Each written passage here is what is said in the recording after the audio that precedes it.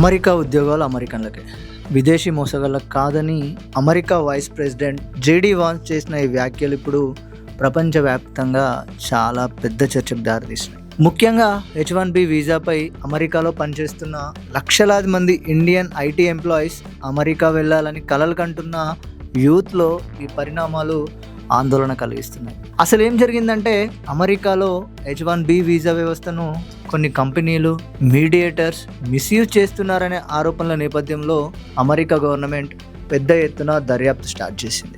America labour శాఖ ఆధ్వర్యంలో జరుగుతున్న ఈ విచారణలో ఇప్పటికే కొందరికి నోటీసులు కూడా జారీ చేశారు. అయితే దీనికి సంబంధించి వైస్ ప్రెసిడెంట్ జేడీ వాన్స్ చాలా కీలక వ్యాఖ్యలు అయితే చేశారు. జేడీ వాన్స్ ప్రకారం మాకు H1B అనే వీసా ప్రోగ్రామ్ ఉంది. ఈ వీసా మిస్యూజ్ అవ్వడంపై విస్తృత స్థాయిలో దర్యాప్తు జరుగుతుంది. ప్రభుత్వం ఏర్పాటు చేసిన ఫ్రాడ్ టాస్క్ ఫోర్స్ ఎంత తీవ్రంగా పనిచేస్తుందో దీనివల్ల అర్థమవుతుందని చెప్పిండు. మేము అమెరికా ట్యాక్స్ పేయర్స్ తరపున పోరాడుతున్నాం. ఈ వీసా వ్యవస్థను మోసగాళ్లకు అనుకూలంగా మారనివ్వమని జేడీ వాన్స్ చాలా క్లియర్గా చెప్పాడు. మరి H1B అసలు ఉద్దేశం ఏంటి?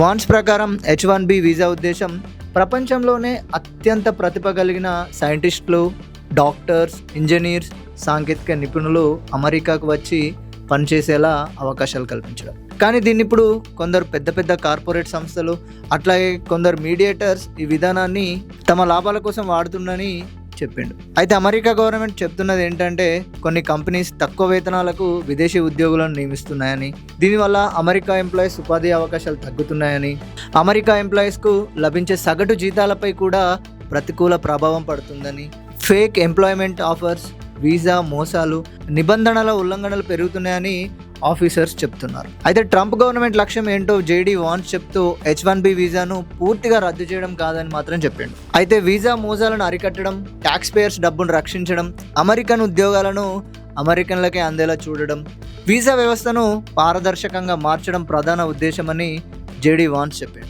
అట్లాగే జేడీ వాన్స్ మరో కఠిన హెచ్చరికను కూడా జారీ చేశాడు. వీసా దుర్వినియోగం చేసేవారిని ఇకపై ఉపేక్షించమని, మోసాలకు పాల్పడిన వారికి అమెరికాలో ప్రవేశం ఉండదని, కార్మిక శాఖ ఇప్పటికే విస్తృత స్థాయిలో దర్యాప్తు కొనసాగిస్తుందని చాలా కఠినంగా హెచ్చరించాడు. మరి ఇండియన్స్ పై దీని ప్రభావం ఉంటుందా అంటే, ప్రస్తుతం జరుగుతున్న దర్యాప్తు చట్టబద్ధంగా పనిచేస్తున్న ఉద్యోగులపై కాదట.